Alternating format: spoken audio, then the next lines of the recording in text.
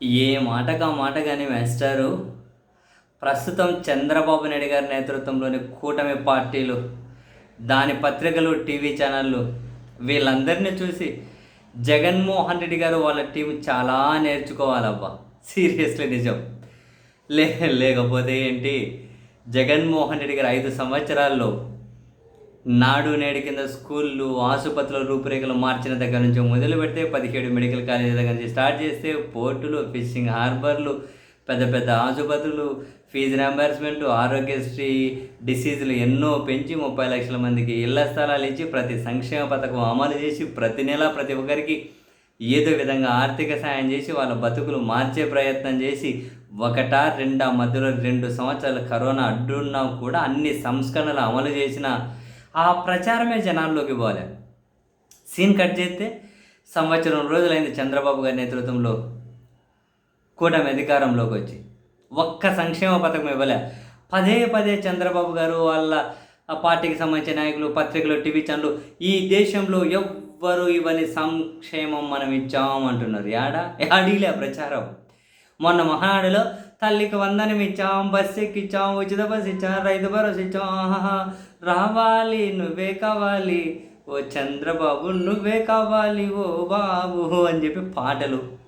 ఇక్కడ దాగిరా ఈరోజు చూడండి, 1,46,00,000 కుటుంబాలలో పండగ దినమట.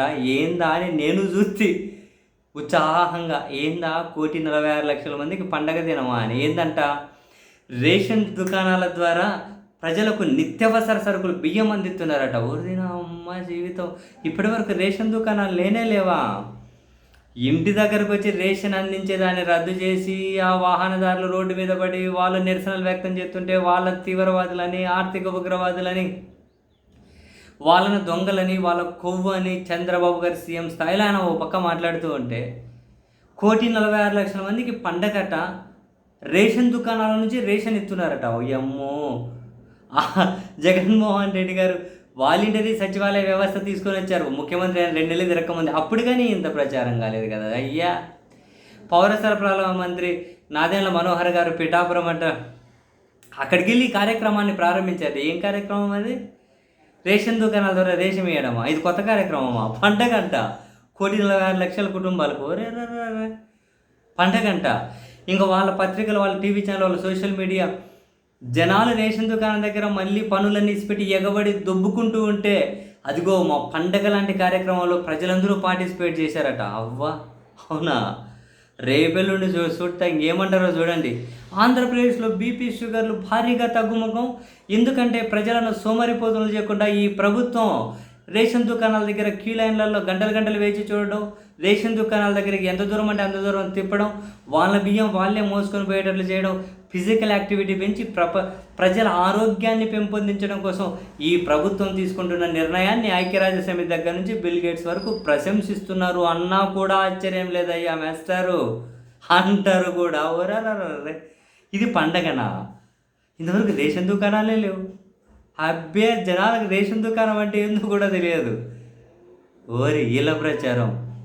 నిజంగానే జగన్మోహన్ రెడ్డి గారు చేసిన సంక్షేమంలో ఒక 2% చేసిన, ఆయన చేసినటువంటి అన్ని కార్యక్రమాల్లో 10% చేసిన, ఈ ప్రచారం గురించి అమెరికా పత్రికలతో కూడా రాయించేవాళ్ళు. నిజంగా అవ్వా, అసలు జగన్ చూడబ్బా స్వామి, నేర్చుకోయా స్వామి, ఇది ఎట్లా చేయాలో నేర్చుకోండి.